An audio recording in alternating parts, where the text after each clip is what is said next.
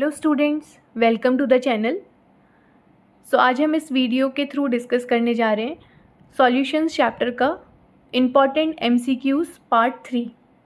Previous videos में हमने part 1 और पार्ट 2 में एमसीक्यूज़ डिस्कस किए हैं इस चैप्टर के। आज कुछ और एमसीक्यूज़ डिस्कस करेंगे इस वीडियो के थ्रू। स्टार्ट करते हैं अपने पहले क्वेश्चन से। फर्स्ट क्वेश्चन है, कॉमर्शियल ब्लीचिंग सॉल्यूशन इज। हमें बताना है कि जो कॉमर्शियल ब्लीचिंग सॉल्यूशन होता है उसका कॉन्सेंट्रेशन क्या होता है। इन 4 ऑप्शंस में से हमें देख के बताना है। 3.62% weight by weight, 3.2% weight by volume, 3.62% volume by volume, 3.467 parts per million. So the correct option is option B, 3.2 weight by volume. The typical commercial bleach is sodium hypochloride. जो ब्लीचिंग सॉल्यूशन होता है वो होता है sodium hypochloride NaClO, and इसका जो concentration होता है वो वेट बाय वॉल्यूम के फॉर्म में रिप्रेजेंट किया जाता है, एंड इसका जो अमाउंट है that is 3.2% weight by volume. Next question, the coolant used in car radiators which acts as anti freeze is. हमें बताना है जो कूलेंट कार रेडिएटर्स में यूज़ किया जाता है, जो एक एंटी फ्रीज एजेंट होता है, उसका कॉन्सेंट्रेशन क्या है, वो है क्या।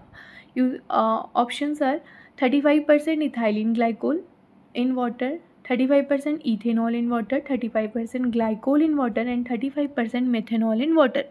Correct answer is 35% ethylene glycol in water, option A. As we know, ethylene glycol is an anti freeze agent. ये एक एंटी फ्रीज एजेंट की तरह काम करता है जो वाटर को लोअर टेम्परेचर पे भी ईजिली फ्रीज नहीं होने देता है। उसका काम है उसको एंटी फ्रीज करने का। अगर बहुत कम टेम्परेचर भी है तो वाटर ईजिली फ्रीज नहीं होगा।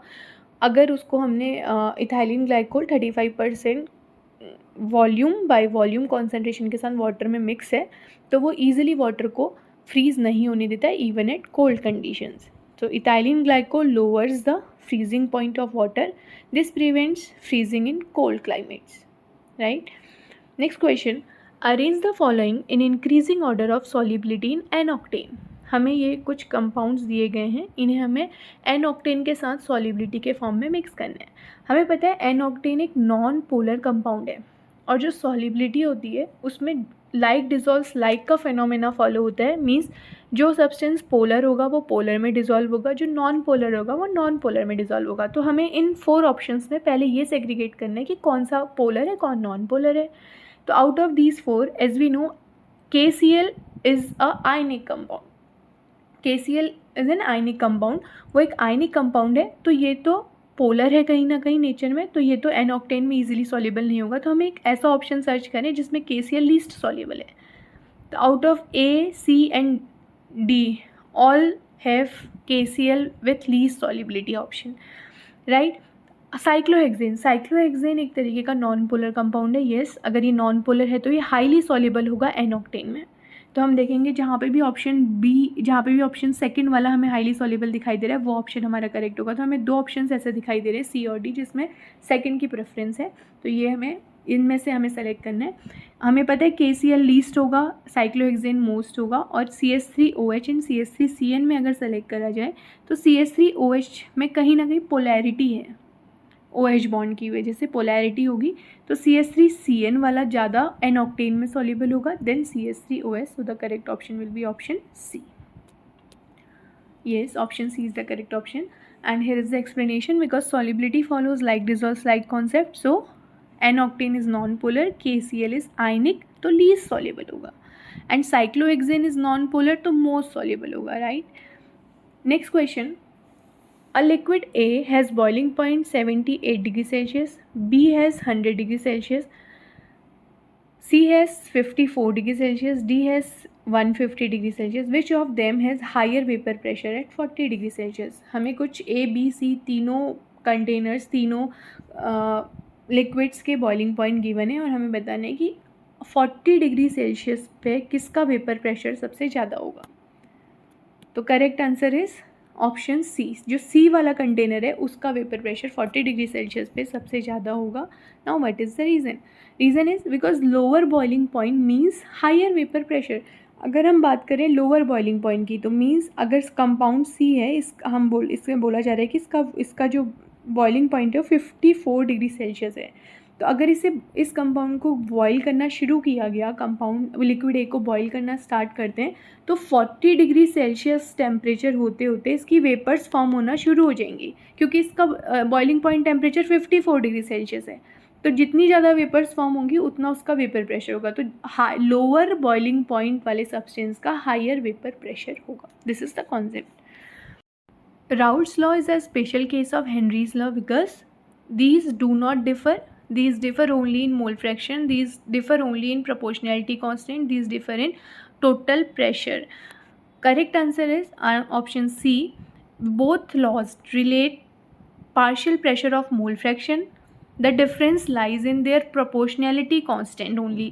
For Raoult's law, it's pure component vapor pressure, and for Henry's law, it's Henry's law constant.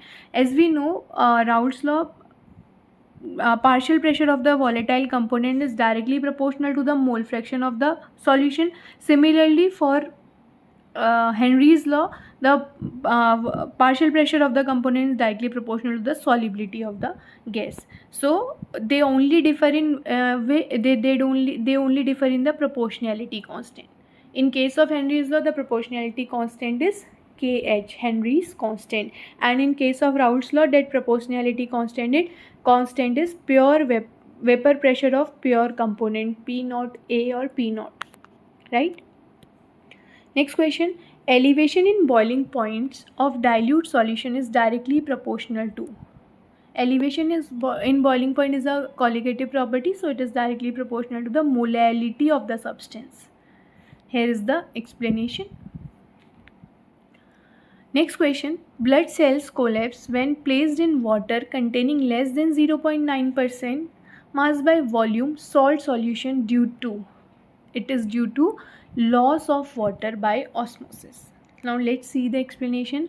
Since the 0.9% salt solution is hypotonic solution and water moves out of the blood cells, means inside higher solute concentration, जो blood cell है उनके अंदर तो higher inside जो होगा blood cells में वो higher solute concentration होगा, वहाँ से वाटर मूव करना शुरू करेगा to the lower solute concentration, lower solute concentration की साइड को मूव करेगा। तो यहाँ पे लॉस ऑफ वाटर होगा ड्यू टू ऑस्मोसिस, क्योंकि हाइपोटोनिक सॉल्यूशन है, हमें हमारा जो ब्लड सेल्स हैं उनको लेस देन 0.9, बाहर जो सॉल्यूशन है ये है 0.9% से लेस, और जो ब्लड सेल के अंदर जो कॉन्सेंट्रेशन है वो अराउंड 0.9% है। तो जब लोअर कॉन्सेंट्रेशन जो वाटर होगा वो लोअर कॉन्सेंट्रेशन वाटर का कॉन्सेंट्रेशन जहाँ हायर होगा वहाँ से लोअर की साइड को मूव होना वो शुरू हो जाएगा। तो that's why it is this the blood cell will get collapse due to loss of water by osmosis. Next question. Ideal solution can be separated by. Ideal solution एक ही मेथड से सेपरेट हो सकता है, and that method is known as fractional distillation method, और किसी भी method से वो ईजिली सेपरेट आउट नहीं हो सकते हैं। Next question. Assuming the compounds to be completely ionized in aqueous solution, identify isotonic solution at the same temperature. For this, the correct answer will be option C. Now, how it is correct? Let's check. हमें पता है isotonic solution वो solution होते हैं जिनका same osmotic pressure होता है. It means they have same total concentration of solute particle, मतलब जो मोलैरिटी है उनकी वो और उनका वेंट ऑफ फैक्टर अगर मल्टीप्लाई करें तो वो भी सेम होना चाहिए. तो सिमिलरली अगर हम ऑप्शन सी वाले को देखें, it is 0.03 molar of NaCl. तो NaCl जब ब्रेक होता है तो वो 2 आयंस में जाएगा, Na पॉजिटिव Cl नेगेटिव. इसके 2 आयंस हैं, इसका वेंट ऑफ फैक्टर 2 हुआ, और इसका कॉन्सेंट्रेशन है मीन्स मोलैरिटी है 0.03. अगर इसको मल्टीप्लाई कर दे तो हमें क्या वैल्यू मिलेगी? 0.06 मोलर. आइसोटोनिक सॉल्यूशन इसकी वैल्यू तो ये आई. सिमिलरली अगर हम MgCl2 को ब्रेक करें तो हमें मिलेगा Mg2 positive plus twice of Cl negative. I की वेंट ऑफ फैक्टर की वैल्यू इसके लिए आएगी 3. वेंट ऑफ फैक्टर की वैल्यू 3 है, इसका मोलर कॉन्सेंट्रेशन 0.2 है, तो 0.02 molar multiplied by Ventov factor that is 3, तो value we are getting is 0.06 molar. तो दोनों कैसे सॉल्यूशन निकल के आ रहे हैं, 0.03 molar NaCl and 0.02 molar MgCl2, both are isotonic according to this. So thank you so much for watching the video. Please like, share and subscribe. जितना हो सके अपने फ्रेंड्स के साथ शेयर करिए, इस MCQ सीरीज़ का पार्ट बनिए। हम और फर्दर MCQs अपने नेक्स्ट वीडियोज़ में लेके आते हैं। सो थैंक यू, कीप वॉचिंग।